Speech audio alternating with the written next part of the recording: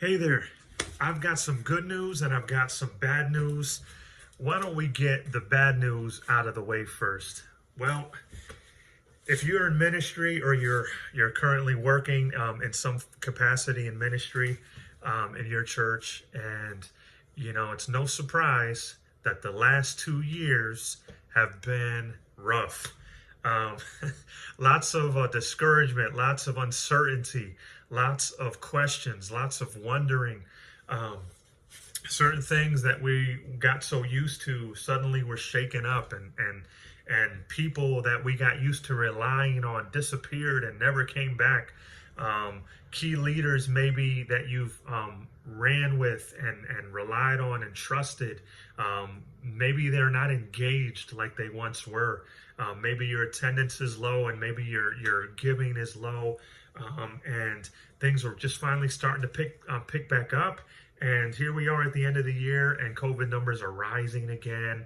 And so it's bringing more questions of, do we need to shut down again? Are people going to stop coming again? Do we need to tighten up on wearing masks again if we're not wearing masks? And so on and so forth.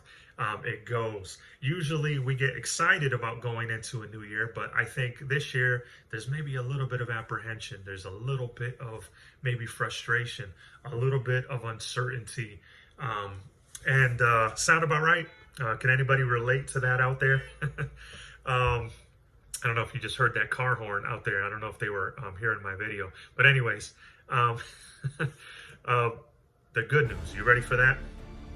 The good news is you are still here.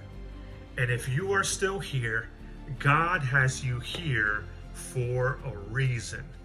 And you may say, I just wish I knew what that was. Well, guess what? The gospel is still good news. And now more than ever, people are hurting.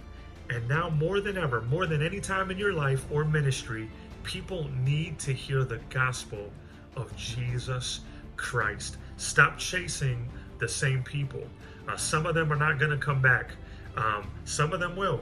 But there is a whole bunch of people out there who are waiting to respond to the gospel.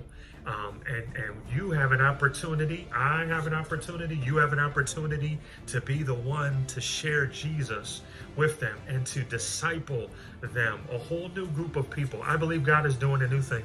And so we need to be excited about it. We need to get ready for it. Now is not the time to give up. Now is not the time to quit. Now is the time to run. Now is the time to raise up some new leaders. And it may be some folks that you thought, didn't have it, but they're still here. They're still with you. And you have to look at that and realize that you have some folks that never left and some folks that are really engaged. And maybe these are the ones that are going to carry that vision into the next year. So get excited about 2022. God has some new things in store for you. Remember, we don't live by what we see, right? We live by faith and not sight. So begin to see beyond what your natural eyes are showing you, and begin to believe what God will do in this upcoming year. God bless you.